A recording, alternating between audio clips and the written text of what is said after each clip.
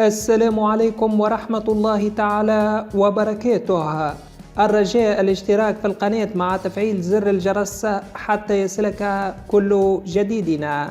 تشكيلة النصر المتوقعة ضد الاتحاد في الدور السادس عشر من مسابقة كأس الملك السعودي.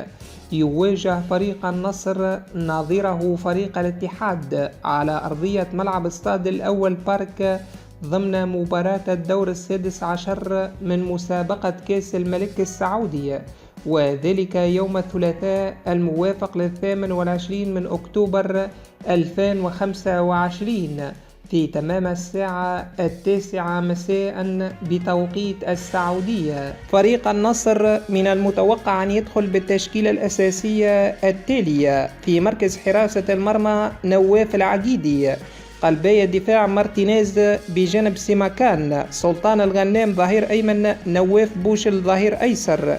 في خط الوسط أنجيلو بجانب عبد الله الخيبري، كومان جناح أيمن، ساديو ماني جناح أيسر، وسيقود هجوم العالمي جواو فيليكس بجانب كريستيانو رونالدو. ما هي توقعاتكم لنتيجة مباراة النصر ضد الاتحاد؟ نرجو أن تتركوا ذلك في التعليقات أسفل الفيديو.